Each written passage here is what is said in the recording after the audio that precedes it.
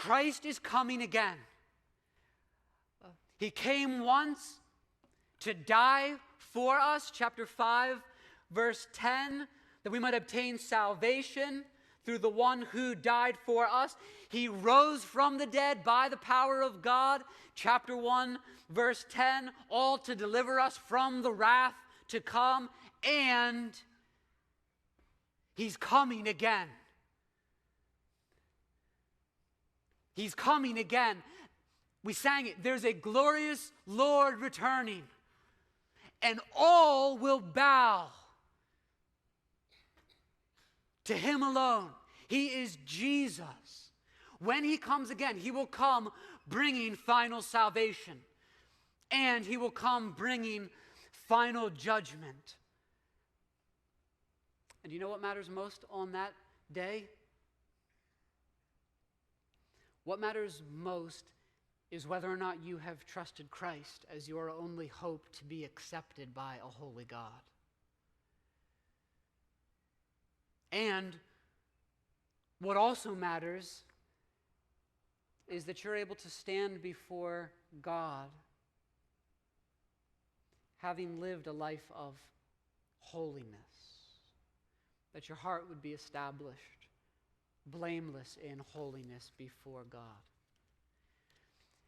It is impossible to think of that day, that coming day, when everything will be revealed before our God and Father.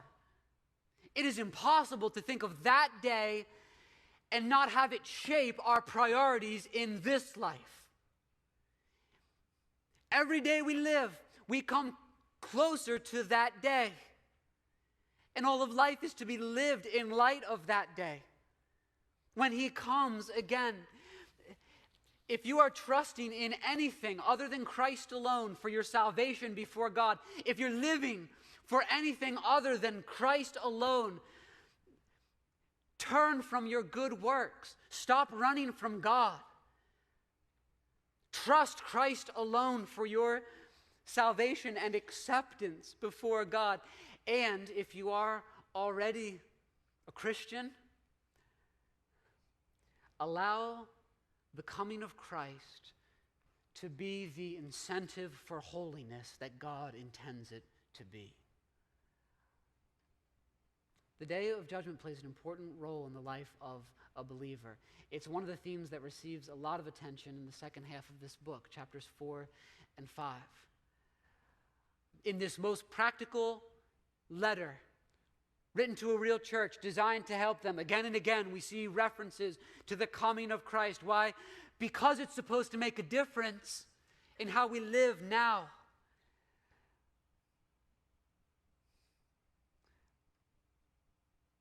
Life in the church, our lives in general, are to be lived with an awareness of that day. So many of the things that we care so much about will be as nothing on that day. And the great question will be, who have we trusted for our salvation? And how have we lived in light of the salvation that we have received? In this prayer, our great concern is to be for the holiness and godliness of the church. As believers, we say no to ungodliness. We say no to immorality. We live a different type of life. We live a life that is pure. We live a life that is defined by holiness. God wants us to anticipate the day that the church comes before His throne when Christ comes again. He wants us to be ready for that day, and He is preparing us for that day. God, make us a blameless church. It's a prayer that focuses on real hope.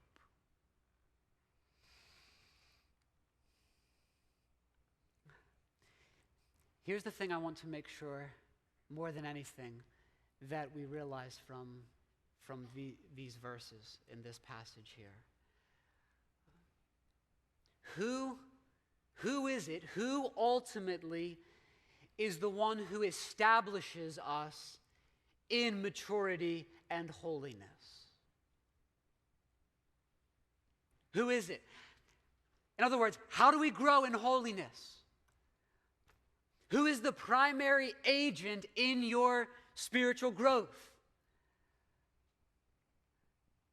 Who is the primary person working in your life toward maturity and growth in godliness and holiness and the mortification of sin? Who is it? It's not you. It's not you. Far too often when we think of holiness, you know what we think of? When we think of growing in a certain area of our lives, we think first of our activity, our responsibility, our discipline, our effort, and it is a terrible mistake. Yes, you have responsibilities, but that's not the first place that our minds go. It's not ourselves who ultimately establishes us in maturity and holiness. It's not even other believers. Though again, yes, they play a role in it. Look at chapter 3, verse 2, which tells us why Timothy was sent. He was sent toward the end of verse 2 there to establish and exhort you in the faith. So Timothy was responsible to establish them to a degree, right?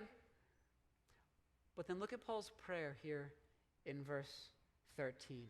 He prays that all these things may happen so that he, Christ, may establish your hearts blameless in holiness. Same word, establish.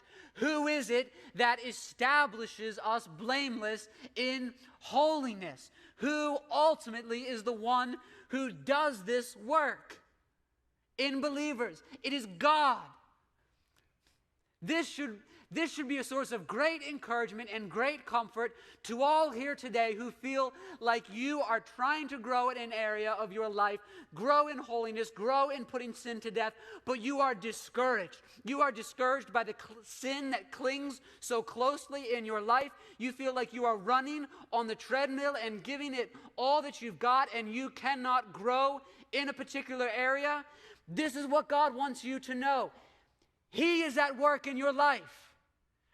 The same thing that you are working toward, whether in your life or in the lives of other people that you're trying to help, that same thing God is working toward in your life. And He is doing so with resources that are infinitely more powerful than anything that we bring to the table. This is how we approach the Christian life, with an awareness of what God will do.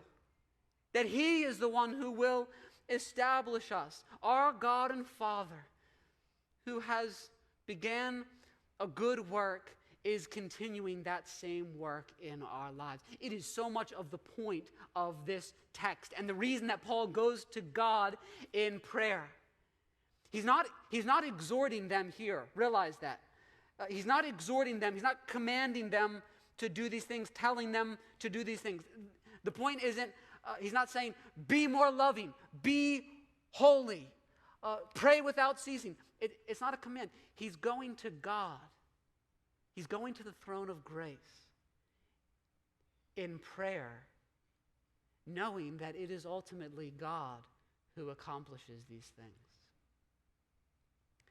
And that the way to have these things define our church and define our lives is to be dependent upon God and to trust that He is at work, to trust that it is God who works in you both to will and to work for His good pleasure, Philippians 2:13.